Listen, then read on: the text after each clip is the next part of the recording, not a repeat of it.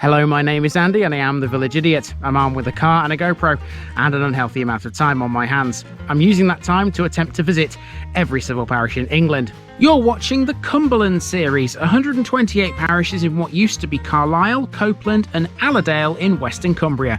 Let's dive in and see what we've got today. Hello folks, welcome for the first time on this channel to Cumbria.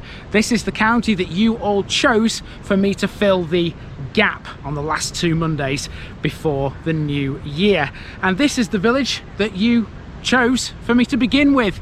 Welcome to Cumberland and to the village and the parish of Camerton.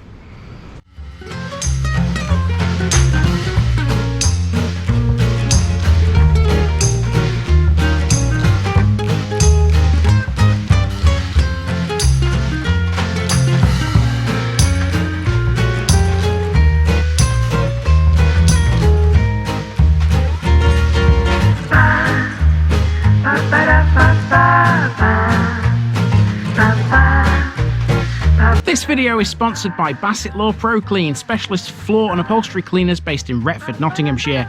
Do you have a commercial space, own a restaurant, hotel or pub, maybe an office block? Basset Law Pro Clean cover the entire country for commercial work. And they have a special offer. Quote the Village Idiot when you inquire and get a massive 7.5% off. Need it cleaned by the experts? Contact Basset Law Pro Clean now. Here's my disclaimer for people who may be watching me for the first time. I say things as I would in my native accent and dialect. As a result, I may not pronounce things in the same way as the locals do. Remember, I'm a visitor. It's impossible to know everything. Leave me a comment, spin me a like and bash that subscribe button. Let's get to today's parish video.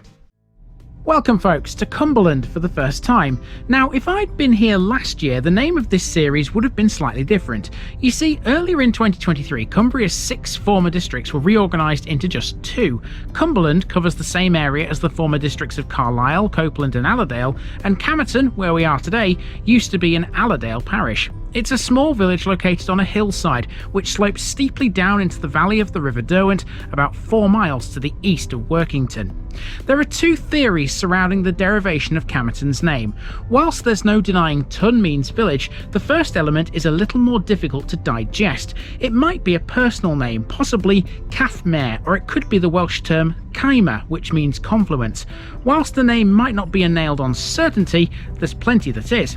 For a small place, this has a lot to cover. For a start, Camerton once had 2 collieries, both of which mined coal and clay. Connected to them both were railway lines, and although these are now gone, the remains of them can still be seen if you know where to go. The church here stands right on the banks of the river, and it's said to be haunted by the ghost of Black Tom, whose name is also associated with the old pub.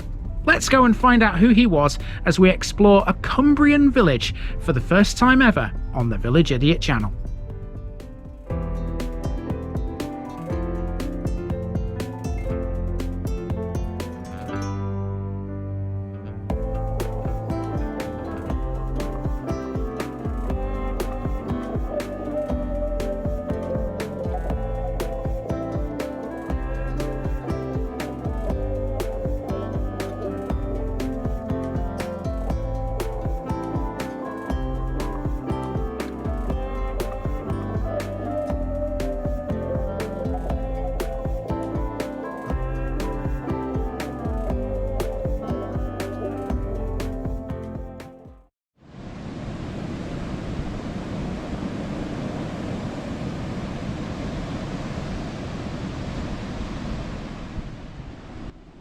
We begin our walk at the northernmost point of Camerton on an old railway bridge high up on the side of a valley.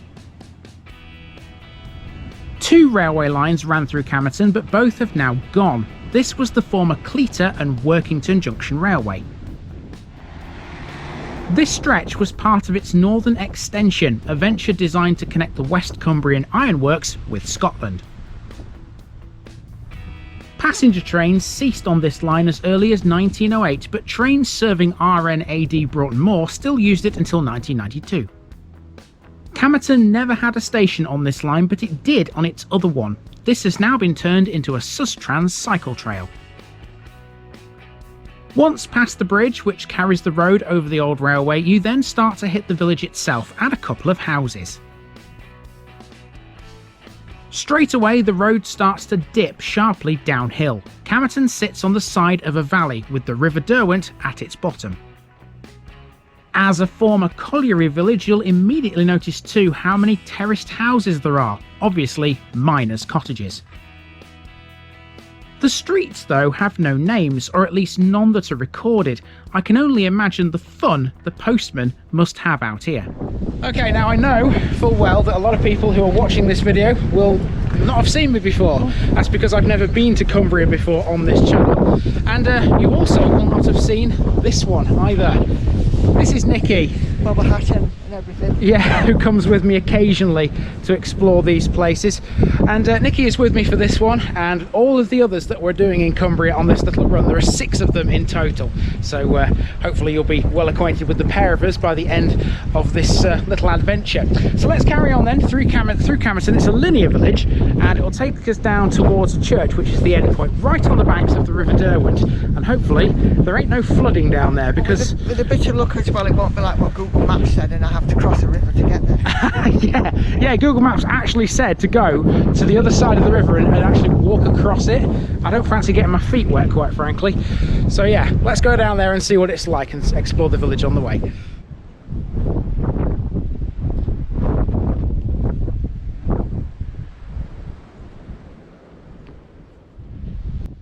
This section will take us down the valley side and into the middle of Camerton. There's very few side streets off this one main road.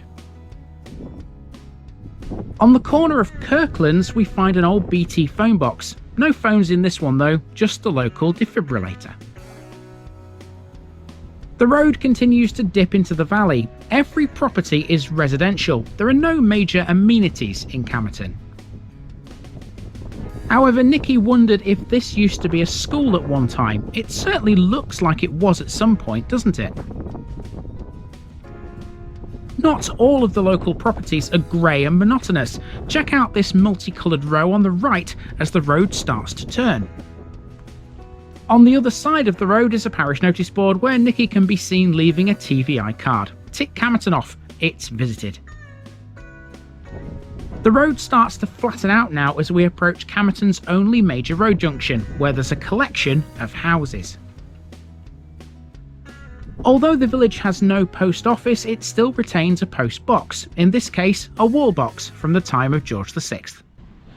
So when you get halfway down the hill, you come to a junction on your left-hand side. Now this is the road that goes to Broughton, but it was closed when I got here, so I had to go all the way up to Broughton Moor and come down into Camerton from the north as opposed to from the east. Now down here somewhere on the map, you'll see something called Camerton Brickworks, which is marked on the right-hand side over there. And I'm not going to walk down there because if you are watching me for the first time, you need to realise that I don't catch everything on these walks. They're not designed to catch everything, they only catch the main parts. But Camerton Brickworks is something I will, of course, be talking about later on in this episode.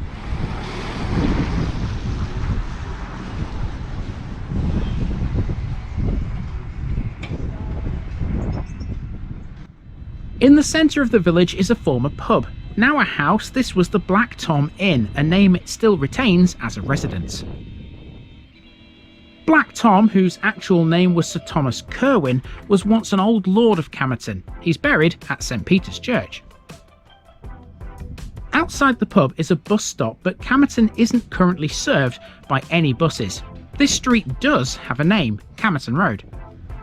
It's also part of the Sea-to-Sea, a 140-mile-long cycle trail which connects the east and west coasts together.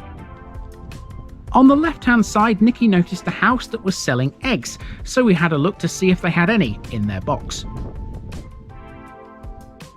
And they did! These tiny eggs were laid by a silky chicken, a furry breed named for its atypically fluffy plumage. The big white house opposite was pretty. We thought Camerton was full of properties that wouldn't look out of place in Ireland. Chapels wouldn't either, of course, and Camerton had one of those, which is now a private residence. There it is on your screens now. Normally, I would be able to find something out about an old chapel, but my regular sources don't know anything about this one, I'm afraid. Beyond the chapel, it's now a typically narrow Cumberland village street. Trust me, this kind of road is commonplace up here. We're now at the point where civilization appears to end, but as the regular watchers will know, that's not the end of this episode. Okay, so at this point here, the civilization, generally speaking, kind of stops. Yeah. But Camerton doesn't come to a stop, because if you carry on walking down this road and continue bearing to the left, you'll eventually head down towards the banks of the River Derwent and towards the church. That is where Nikki is about to go now. I'm going to take your bounty with me though, because I'm going to go back to the car and meet her down there after driving through the village to save your legs going back up the hill. Because I'm a nice chivalrous husband like that, aren't I? Come on, let's crack on. I will see you at the church. See if you can find the grave of Black Tom. If not, I'll have a go. Before we head to the church, we have to address Camerton's industrial past. This was a mining village primarily. Camerton once had 2 pits, both of which mined coal and clay. They were called Camerton No. 1 and Camerton No. 2 Collieries. No. 2 was north of the village next to the Cleator and Workington Junction railway line, where an unadvertised workman's halt was provided. This colliery appears to have been abandoned in 1908. No. 1 colliery was next to the River Derwent. It was connected to the second of the 2 railway lines, which we'll come to shortly. It's unclear when that one was abandoned, but by the early 1930s, mining was no longer a thing in the village. Both pits had associated brickworks, which makes sense seeing as they also extracted clay. Camerton Brickworks, off the road to Broughton, contains an interesting wartime feature. In World War II, munitions were stored here. With an Admiralty pattern on the side of the building, this is located at the point where its sidings joined the main Workington to Cockermouth railway line.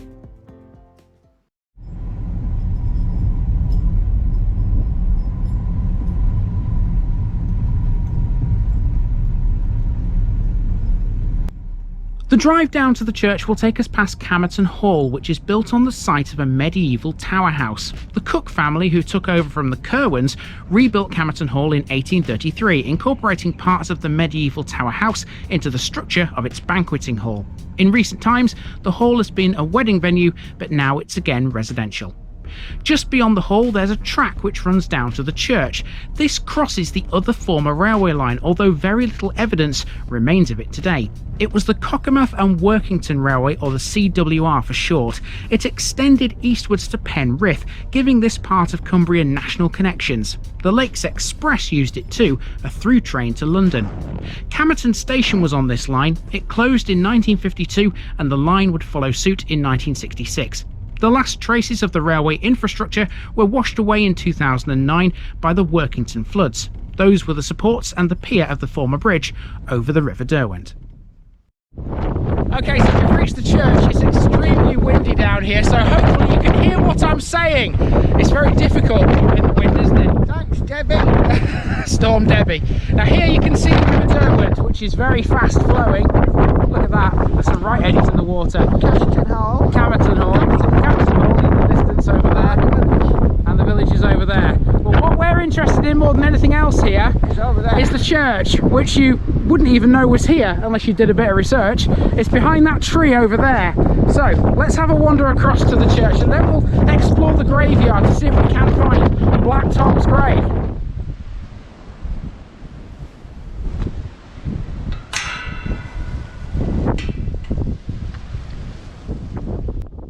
St Peter's Church is located right at the southernmost point of the parish, close to a big meander in the River Derwent. The bulk of the building dates from the 19th century, but parts are believed to be medieval, like for example its transept arch. One thing you do notice about churchyards in this part of the world would be just how big the older gravestones are. The one you can see here is a perfect example, and we encountered many more in later villages. This one though doesn't belong to Black Tom. He's buried in a tomb in the church itself, but legend has it that he haunts this churchyard. Would you dare venture down here at night? The Derwent surrounds St Peter's on 3 sides. The river forced the church to close for 19 months after the floods in 2009. By the way, this should not be confused with the other River Derwents in England. There are 4, and this one empties into the sea at Workington. As well as the railway bridge, there was a small footbridge over the river to Great Clifton. However, this was also destroyed by the floods. The churchyard also contains a war memorial. 46 names are listed on this, 27 from World War I and 19 from World War II. And we also came across another tree that forms part of the Queen's Green Canopy. It's been a while since we saw one of these. Now, those of you who don't know us won't know that Nikki likes to wander around a cemetery, a graveyard, anything that's got gravestones, because they tell a story. They tell a story. We've seen a couple in here, haven't we, which are quite we've seen some poignant. with some lovely etchings on them. We've seen animal lovers and scenery lovers, and we've seen young people, and we've also seen memorials to people who aren't even buried here because they were lost at sea, for example. So, you know, just walking around somewhere like this, just taking a moment to read some of the things that are written on these headstones, and it's absolutely, it is a story. You know, there's a lot of history here. All of these people, every one of them's got a story, and it's down to how you read that stone to get that story, isn't it? Absolutely right, absolutely right. Nikki does do occasionally some cemetery videos, don't you? Yeah. You have a wander around. So if you're into that sort of thing, then stick around, you never know. Nikki could well be doing one in your area very soon. Check out the Mrs. TVI playlist. Indeed. And I have to admit that if Camerton has been anything to go by, the rest of Cumberland should be a really interesting trip. It's such a small village on a fairly nondescript hillside, but doesn't it have a lot to get your teeth into? We loved it, and we were excited to get to the next one. Join me next week as we take a walk around another village in Cumberland.